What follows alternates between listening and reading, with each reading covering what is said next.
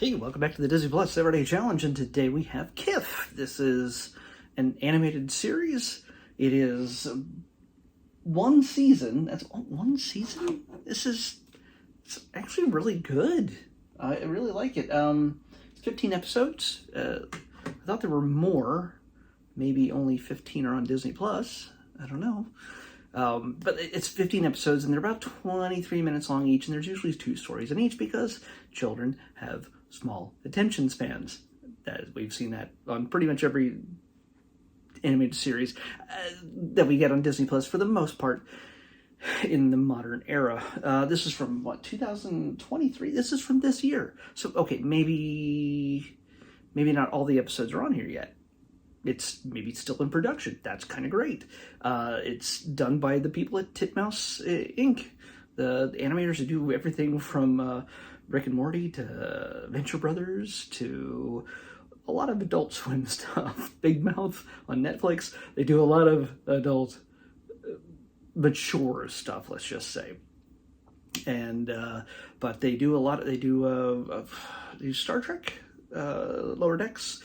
And they do a lot of Disney stuff as well. So, including this is a original series, I guess. It's on probably a Disney Channel, but yes, I don't think it's exclusively on here. But so far, there's 15 episodes on Disney Plus, and yeah, it follows the life of this squirrel girl, not squirrel girl, but a girl squirrel, and she's like an elementary school age kid. Her best friend is a rabbit named Barry, and Barry Buns. He's a bunny, and he doesn't seem too bright, but they're good friends. And yeah, they of course they get in trouble. Again, this is not a Disney Junior series, but it's also not an Adult Swim type stuff. It's not super mature. It isn't that weird nexus that I think that teenagers and adults can enjoy this. It is got that weird, crazy chaos that goes on with a lot of animated series. Again, I'm going to say Adult Swim because if this did not have a kid-centric angle to it, this could have been an Adult Swim show 20 years ago, 15 years ago. So, but yeah, there's nothing rude or crude or anything else about it, at least on the surface. I don't know if there's anything, I didn't notice anything suggestive, but you never know with these kind of things. But the humor is just insane, and it will skew a little bit older for a lot of kids. But it's not for your 5-year-old, but maybe your 9-year-old, 10-year-old, 15-year-old. I think you get a lot of, there's a lot of other shows like this. It's the same kind of aesthetic as, say, Gravity Falls and things like that. Well, Gravity Falls, although it has a longer, bigger overall story arc. This is just little bits. Like in the first episode, I only watched one. There's 2 different stories. In the first one, we get to see, it kind of introduce the characters, and we kind of get an idea of what they're like. And Kiff, she is very much just overeager in a number of ways. She is,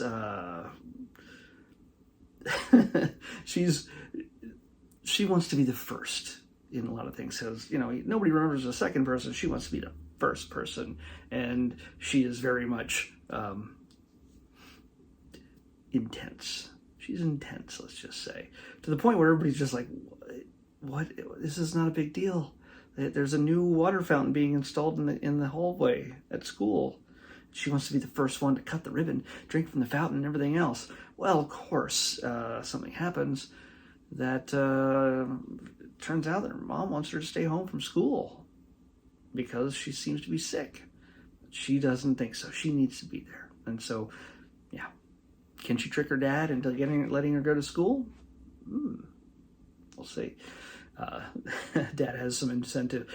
Dad has a little backup in helping him make sure that Kiff is not tricking him. He has a refrigerator it'll make sense if you watch it. And the second story in this is just Kiff gets to have a sleepover at Barry's place. And she's never had siblings. She's the only kid. And she gets to hang out with not just Barry, but Barry's older siblings and younger sibling. And she's just excited. She's in every situation. She means well. In every situation, if it's a 1 to 10 scale, she's 11 constantly. And she's got the energy of 1,000 squirrels. And of course it gets her in trouble every single time. And she thinks she can move things around. In the second story, she finds out that when bath time comes at 7 o'clock, well, there's an order. There's a hierarchy. The oldest goes first. And, well, she doesn't want to be in that fourth bath, that dirty bath water that everybody else has been in. I don't know if anybody who's ever grown up with siblings and for some reason the parents didn't drain the tub. Well, maybe you might be able to sympathize with Kiff in this. Most of them the siblings just go through life dealing with that kind of thing. But Kiff is not used to that. So she goes about trying to negotiate and manipulate everybody in the family so that she can go take the first bath. But is it all going to work out in the end? Of course not. But how it works out is part of the story, of course, and helps her realize certain things about herself. Yeah, this is not I don't think this is really a lesson learning type of show at all. Yeah, there's lessons to be learned, but it's mainly about the chaos. It's just absolutely weird, and I love it. So yeah, I love the weird shows that kids and adults can appreciate. You'll recognize a few voices in here. Eric Bauza, who's known for his Bugs Bunny and Daffy Duck, and he's done a number of other Disney characters. He's done everything. He's in this. Kimiko Glenn is the voice of Kiff. Michael Croner is Barry Buns, and Tom Kenny, Mr. SpongeBob SquarePants is in this as well. And you'll recognize a number of voices, but it's not so much about the voices as the characters in this. And the animation, again, it's a titmouse thing, but it reminds me of that show that's already been canceled on Fox with Amy Poehler. I've already forgotten the name. That sucks. But yeah, it's it feels the way the faces are done, it seems very similar, even though it's animals here and humans there. It's the eyes, I think. Anyway, I highly recommend this. In fact, I'm going to add it to my list of things to watch that I will never get around to watching because there's so many on Disney Plus. They'll once they take them all away, then I won't have to have so long a list, I guess. Anyway, let's pick out tomorrow's episode. 208. 208. Not a long scroll. Come on. Oh, wow. This might be the last one in a series of films. Oh, shoot. The last one in a series of films. And it's actually the first one in the series. We watched all the sequels. I'm pretty sure, unless the names of one of the sequels is kind of out of order, like it's not alphabetically listed. But yeah, we haven't watched the first one, but I've seen this film a million years ago, maybe 65 million years ago, maybe during the Ice Age.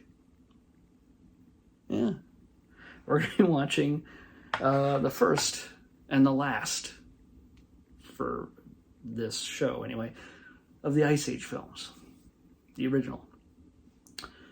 All right, tomorrow, Ice Age on the next Disney Plus Everyday Challenge. I'll see you back here tomorrow with that.